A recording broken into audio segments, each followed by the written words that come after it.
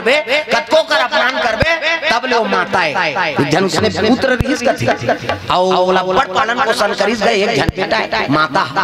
पालन पोषण करिस बाड़ी संगत में बिगड़ गए और अतका बिगड़ गए तो बेसिया गामी हो गए बेसिया मन के संगत पड़ गई जतका घर के धन दौलत है लेग लेग के दे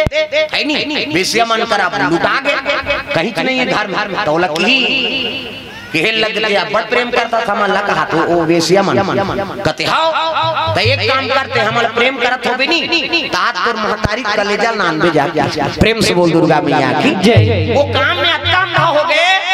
उल्लू को दिवस न दिखे और काग दिखे ना रात और कामी आदमी अंधा है दिवस दिखे ना रात कामी आदमी अंधा हो जाते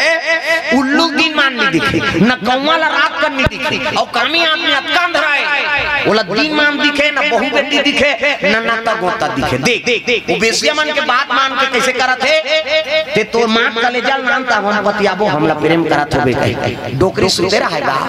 ये गीत धरे हथिया मार दी फाइबर छाती और छाती फाइबर मारी पांची देख दे तो कर बेटा का हो बेटा ले ले मार देते कहीं चीर दिस गा और छाती चीरी से देख कर हिम्मत ला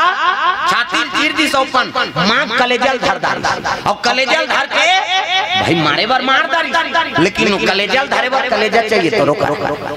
थला थल खून और कलेजल मां धर के लेगत रहा जैसे निकलत रही से डेरोटी हपट गया और हपटिस नहीं त कलेजा फेंक आगे माता के वो मां मर गया कलेजा तेकर से आवाज निकले लग गए लाग इसका बेटा देख के नहीं देखते रे लाग इसका कहा तो कलेजा प्रेम से बोल दुर्गा मैया की जय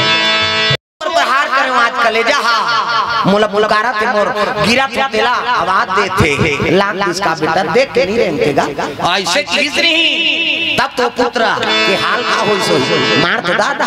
मां के ममता होते तब मां तोर ममता जग रे महान हो ऐसे करो ए दाई तोर बखानो मां तोर ममता जग रे महान हो ऐसे करो ए दाई तोर बखानो कैसे करो रे माता तोर बखानो कैसे करो ए माता तोर बखानो मां तोर ममता जग रे महान हो कैसे करो ए दाई तोर बखानो कैसे करो ए दाई तोर बखानो प्रेम से बोल दुर्गा मैया की जय ये सब बात है मां के भक्ति अब पड़े भैया मां के त्याग अब पड़े प्रेम से बोल दुर्गा मैया की जय ए बाबा प्रेम से बोल दुर्गा मैया की जय।